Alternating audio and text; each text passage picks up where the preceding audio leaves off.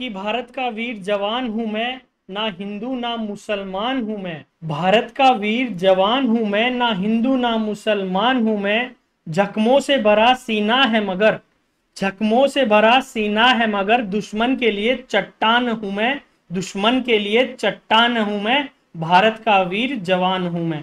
नमस्कार दोस्तों, मैं कृष्णा चौधरी एक बार फिर से स्वागत करता हूं आपके अपने परिवार हिराड ऑनलाइन क्लासेस में। मैं उम्मीद करता हूं कि आप सभी स्वकुशल होंगे और जो राखी का पर्व था वो आप सबने मना लिया होगा। अगर मना लिया है तो एक बार फिर से लग जाइए अपनी तैयारी में, फिर से जोश और जुनून के साथ आर्मी जीडी की तैयारी में जुट जाइए। अगर आपने सपना देखा है आर्मी के अंदर जाने का तो यही वक्त है क्या करने का, उस सपने को साकार करने का। जैसा कि मैंने आपको पहले भी बताया था, रैलियां चालू हो चुकी हैं, आपकी भी रैली होगी। तो फिजिकल की तैयारी के लिए पूरी मेहनत करिए, पूरे जोर शोर से जुट जाइए। इसी के साथ साथ जो रिटर्न एग्जाम होगा उसकी तैयारी हम आपको यहाँ पे करा रहे हैं। हमारे साथ जुड़ जाइए और अपनी तैयारी को करते रहिए, क्योंकि धीरे धीरे इस तैयारी करेंगे तो जैसे आपका फिजिकल आप पास कर लेंगे तो फिर रिटर्न एग्जाम की आपको ज्यादा टेंशन नहीं होगी, लोड नहीं होगा, क्योंकि आपकी तैयारी धीरे धीरे चल रही है। तो चैनल पे नए हैं तो चैनल को सब्सक्राइब कर लीजिए, जिससे कि जैसे हमारा वीडियो अपलोड होगा आपको नोटिफिकेशन मिल जाएगा और आप उसको देख लेंगे। इसके साथ साथ हमने टेलीग्राम चैनल पे, जिसका लिंक डिस्क्रिप्शन में दिया हुआ है, आपके लिए डेली बेसिस पे क्विज करा रहे हैं। आप थोड़ा सा टाइम निकाल के सुबह और शाम उस क्विज को दीजिए, क्योंकि क्विज देने से क्या होगा कि आपकी प्रैक्टिस जो आप पढ़ रहे हैं वो आपके माइंड में क्या होगा, प्रैक्टिस होती रहेगी, वो घूमता रहेगा। ठीक है, तो क्लास को शुरू करते हैं। 8 क्लासेस हो चुकी हैं, उनका लिंक भी डिस्क्रिप्शन में दिया हुआ है, जाके उन क्लासेस को भी आप देख लीजिए, क्योंकि वो भी इंपॉर्टेंट है। तो आज का पहला क्वेश्चन है सामान्य ज्ञान का यानी जीके का, कि भारत का सबसे प्राचीन पर्वत है। इंपॉर्टेंट क्वेश्चन है कि भारत का सबसे प्राचीन पर्वत यानी ओल्डेस्ट जो माउंटेन है वो कौन सा है।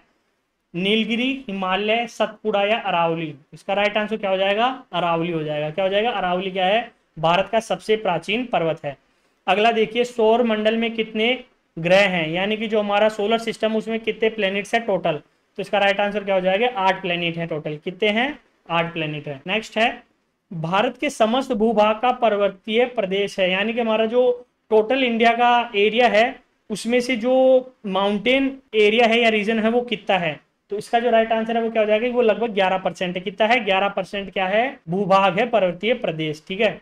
अगला है, पीपली घाट दर्रा किस पर्वतमाला में स्थित है, यानी कि जो पीपली घाट दर्रा है वो किस पर्वतमाला में स्थित है।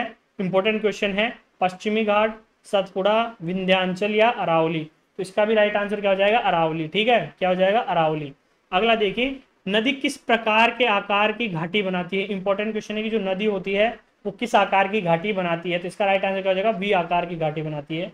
ऑप्शन थर्ड क्या हो जाएगा, राइट आंसर हो जाएगा। ठीक है। अगला है, सबसे बड़ा डेल्टा कौन सी नदी बनाती है। इंपॉर्टेंट क्वेश्चन है कि जो सबसे बड़ा डेल्टा है वो कौन सी नदियां बनाती है इनमें से। गंगा व यमुना, गंगा व ब्रह्मपुत्र, यमुना व गोमती, यमुना व गोदावरी। तो राइट आंसर क्या हो जाएगा, गंगा और ब्रह्मपुत्र क्या होती है, भारत सबसे बड़ा डेल्टा भारत की ये दोनों नदियां ही बनाती है, गंगा और ब्रह्मपुत्र। Option second.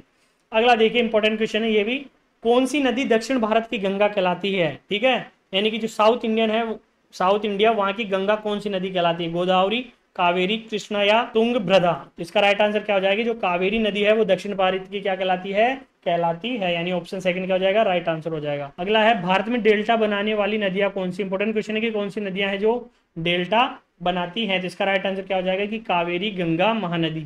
कावेरी, गंगा और महानदी, ऑप्शन फर्स्ट। ठीक है। अगला क्वेश्चन है, निम्न में से कौन सी नदी अपने मार्ग को बार बार बदलने के लिए प्रसिद्ध है। देखिए, जो अपना मार्ग बार बार बदलती रहती है वो कौन सी नदी है, कृष्णा, गोदावरी, कोसी या दामोदर। तो इसका राइट आंसर क्या हो जाएगा, कोसी नदी। कौन सी, कोसी नदी क्या करती है, बार बार अपना मार्ग बदलती है। ठीक है। अगला है, भारतीय मरुस्थल की एक महत्वपूर्ण नदी है। बहुत सिंपल सा क्वेश्चन है और इंपॉर्टेंट है कि लूनी नदी क्या है, भारतीय मरुस्थल की एक महत्वपूर्ण नदी यानी लूनी, यानी ऑप्शन फर्स्ट हो जाएगा, राइट आंसर। अगला है, भागीरथी और अलकनंदा नदियों का संगम निम्न में से किस स्थान पर होता है। मोस्ट इंपॉर्टेंट क्वेश्चन है, तीर्थ स्थल भी है और भागीरथी और अलकनंदा का क्या है, संगम है। कौन सा है, देवप्रयाग, रुद्रप्रयाग, कर्णप्रयाग या विष्णुप्रयाग। तो वो है देवप्रयाग। ठीक है, कौन सा है, देवप्रयाग, ऑप्शन फर्स्ट, जहाँ पे क्या होता है, भागीरथी और अलकनंदा का क्या है, संगम है। ठीक है, जो तीर्थ स्थल है हमारा एक बहुत ही धार्मिक, ऑप्शन फर्स्ट हो जाएगा, राइट आंसर। अगला है, गंगा का उद्गम कहाँ है। देखिए, इंपॉर्टेंट क्वेश्चन है, कि गंगा का उद्गम कहाँ है? गोमुख, यमुनोत्री, अमरकंटक, सियाचिन। तो राइट आंसर हो जाएगा गोमुख। ठीक है, क्या हो जाएगा? Gomukh, option first. अगला है गोदावरी नदी का उद्गम बिंदु है, यानी कि गोदावरी नदी कहाँ से उत्पन्न होती है, उसका उद्गम बिंदु कौन सा है? नासिक, पुणे, मुंबई या सोलापुर, इनमें से कहाँ पे गोदावरी नदी का उद्गम है? तो इसका राइट आंसर क्या हो जाएगा? नासिक। कहाँ पे है? नासिक में। ठीक है, अगला देखिए, भारत का सबसे लंबा सड़क पुल महात्मा गांधी सेतु किस राज्य में स्थित है? मोस्ट इंपोर्टेंट क्वेश्चन है आर्मी जीडी के लिए। किस जो सबसे लंबा सड़क का पुल है महात्मा गांधी सेतु जिसका नाम है, वो किस राज्य में है? बिहार, यूपी, गुजरात या पश्चिम बंगाल? तो इसका राइट आंसर हो जाएगा बिहार में। ठीक है, और वो ऐसे भी पूछ सकता है कि बिहार के अंदर जो भारत का सबसे लंबा सड़क पुल है उसका नाम क्या है? तो उसका नाम क्या है?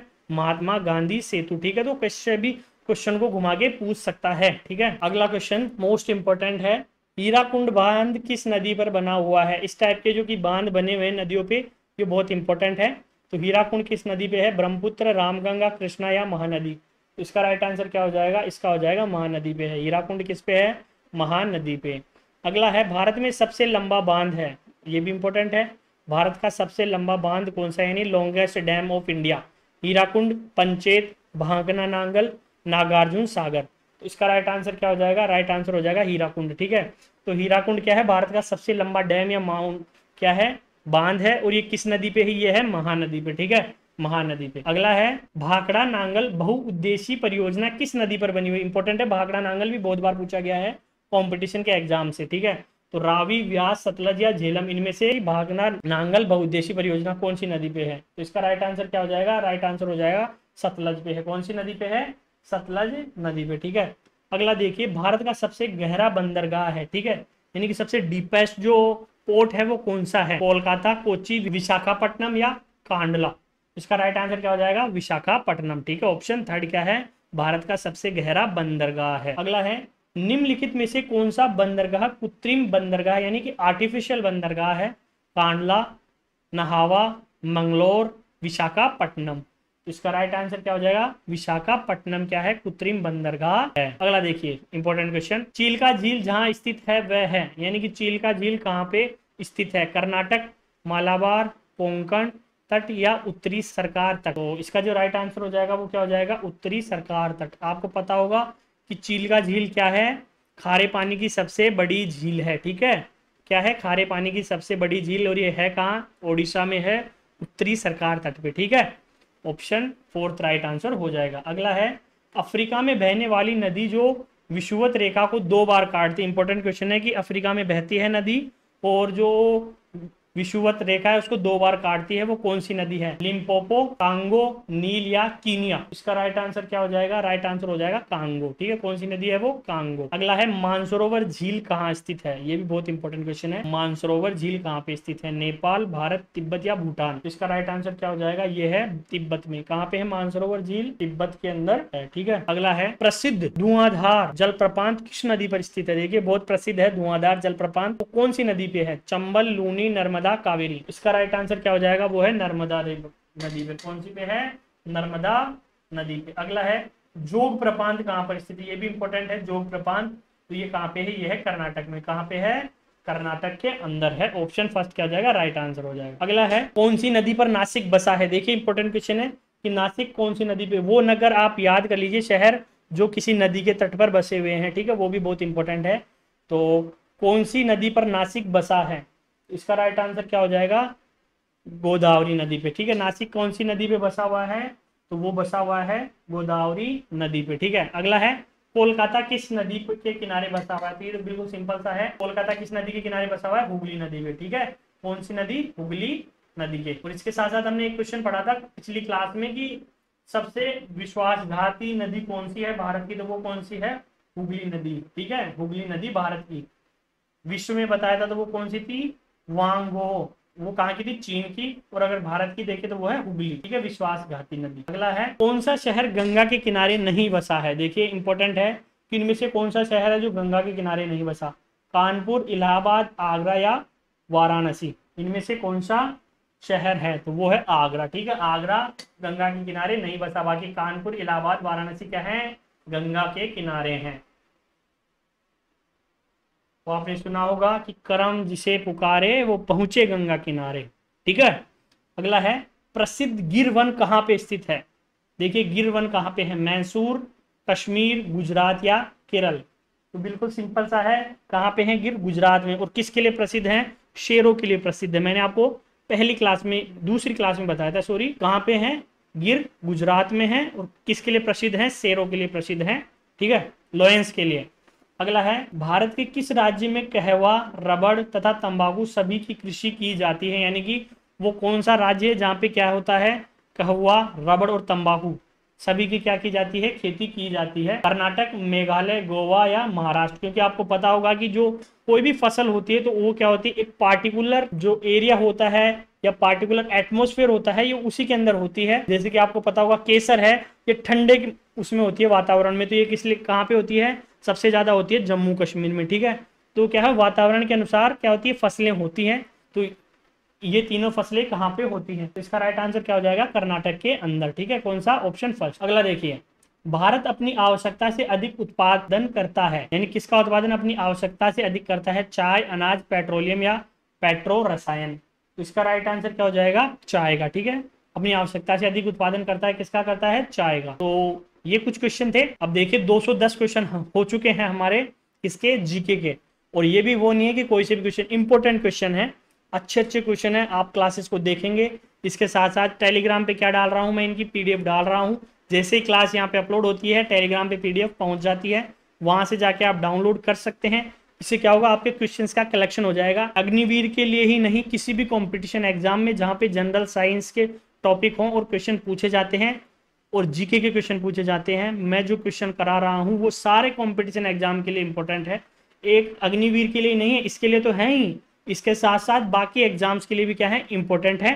तो आप क्या करें, ये नहीं कि जो अग्निवीर की तैयारी कर रहे हैं वही क्लास देखें या पीडीएफ डाउनलोड करें, जो बाकी भी तैयारी कर रहे हैं और किसी कंपटीशन एग्जाम की जहां पे जीके के क्वेश्चन, क्योंकि जीके लगभग हर जगह आती है, सारे क्वेश्चंस के सारे कंपटीशन एग्जाम्स के अंदर जीके आती ही आती है। चाहे कम नंबर की आती हो, ज्यादा नंबर की आती हो, वो तो पेपर के ऊपर डिपेंड करता है कि कितना वेटेज है, लेकिन पूछी जाती है। ठीक है, तो ये क्या है, सारे कंपटीशन एग्जाम के लिए इंपॉर्टेंट क्वेश्चंस है। अब हमारे कुछ क्वेश्चन किसके हैं, जनरल साइंस के। ठीक है, जनरल साइंस भी बहुत अच्छा सब्जेक्ट है, सिंपल सब्जेक्ट है, इतना कुछ इसमें हार्ड है नहीं। ठीक है, तो देखिए 166 क्वेश्चन कर चुके हैं हम जनरल साइंस में। अगला है 167वां क्वेश्चन और आज का पहला क्वेश्चन है कि हमारे शरीर में कौन सा खनिज सबसे अधिक मात्रा में है। ठीक है, यानी कि हमारे शरीर में कौन सा खनिज है जो सबसे ज्यादा पाया जाता है, सोडियम, लोहा यानी आयरन, कैल्शियम है, इनमें से कोई नहीं। तो इसका राइट आंसर क्या हो जाएगा, कैल्शियम सबसे ज्यादा मात्रा में पाया जाता है। ठीक है, कैल्शियम पाया जाता है। आपको पता होगा कैल्शियम का स्रोत क्या होता है, दूध होता है। ठीक है, अगला है निम्नलिखित में से कौन सी बीमारी लोहे की कमी से होती है, यानी कि आयरन की कमी से कौन सी बीमारी होती है, सूखा रोग, गलकंड, रिकेट्स या रक्तहीनता। इंपॉर्टेंट क्वेश्चन है ये कि हमारे आयरन की कमी हो जाती है तो कौन सा रोग होता है इनमें से। तो इसका राइट आंसर क्या हो जाएगा, वो हो जाएगा रक्तहीनता, यानी कि खून की कमी हो जाती है, क्योंकि ब्लड के अंदर क्या पाया जाता है, आयरन सबसे ज्यादा मात्रा में पाया जाता है। तो हम कहते हैं ना आयरन की कमी हो गई यानी खून की कमी हो गई। ठीक है, अगला है डेंगू बुखार संचारित किया जाता है। देखिए इंपॉर्टेंट क्वेश्चन है, आपको पता होगा मौसम बदल रहा है, मौसमी बीमारियां आ रही हैं, जिसमें सबसे ज्यादा क्या हो रहा है, डेंगू। ये किससे होता है, मच्छर द्वारा होता है। ठीक है, हम क्या करते हैं, मच्छर हमारा क्या उखाड़ लेगा। आपको पता होगा कि हमारे जो महान कलाकार हैं श्री नाना पाटेकर, उनका एक डायलॉग है, कमेंट बॉक्स में कमेंट करके बताइए कि कौन सा डायलॉग है, बहुत ही प्रसिद्ध डायलॉग है मच्छर का। ठीक है, तो जो ये सोचते हैं ना एक मच्छर हमारा क्या बिगाड़ लेगा, तो उनका डायलॉग सुनिएगा कि एक मच्छर इंसान को डैश बना देता है।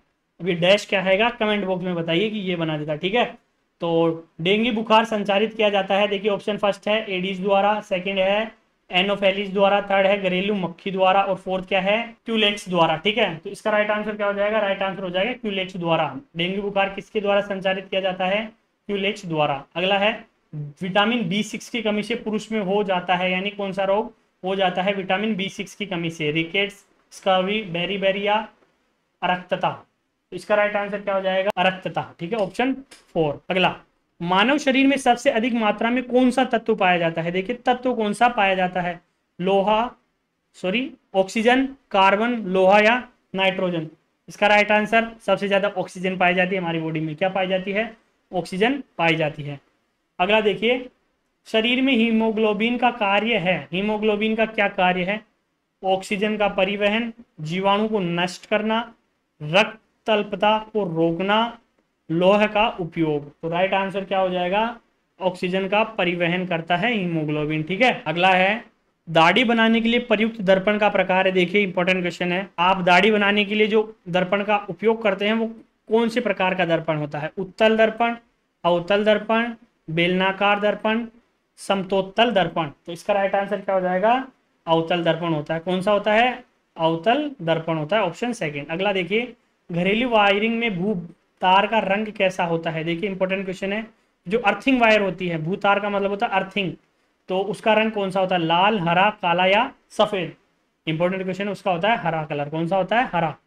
ठीक है, देखिए जनरल अवेयरनेस का भी क्वेश्चन है ना, कि जो अर्थिंग वायर होती है उसका कौन सा कलर होता है, तो ग्रीन कलर होता है। ठीक है, अगला है, लकवा है, लकवा यानी पोलियो क्या है, भोजन से फैलने वाली बीमारी, जल से फैलने वाली बीमारी, वायु से फैलने वाली बीमारी, उपयुक्त में से कोई नहीं। तो राइट आंसर क्या हो जाएगा, जल से फैलने वाली बीमारी है क्या, लकवा। ठीक है, ऑप्शन सेकंड राइट आंसर हो जाएगा। अगला देखिए, पृथ्वी पर ऊर्जा का अंतिम मुख्य स्रोत है, यानी कि जो एनर्जी है उसका अंतिम मुख्य स्रोत क्या है पृथ्वी पर, कोयला, जीवाश्म तेल, सूर्य या वायु। इसका राइट आंसर क्या हो जाएगा, वो हो जाएगा जीवाश्म तेल। ठीक है, जीवाश्म तेल क्या है, फॉसिल फ्यूल्स, वो क्या है, पृथ्वी पर ऊर्जा का अंतिम मुख्य स्रोत है। अगला है, मस्तिष्क का सबसे बड़ा हिस्सा होता है। देखिए इंपॉर्टेंट है कि जो ब्रेन है इसका सबसे बड़ा हिस्सा कौन सा होता है, सेरिबेलम, हाइपोथैलेमस, सेरिब्रम या मेडुला। मोस्ट इंपॉर्टेंट क्वेश्चन, और ये होता है सेरिब्रम। कौन सा होता है सबसे बड़ा हिस्सा, सेरिब्रम होता है। अगला देखिए क्वेश्चन, पृथ्वी के वायुमंडल में 21% की सीमा तक निम्नलिखित में से कौन सी गैस मौजूद है। 21% कौन सी गैस है एटमॉस्फेयर में, N2, NO2, CO2, O2। तो ये तो क्या बताने की जरूरत है, ऑक्सीजन है 21%, 78% है नाइट्रोजन, 1% है बाकी सारी बची हुई गैसें। ठीक है, तो ऑक्सीजन है 21%।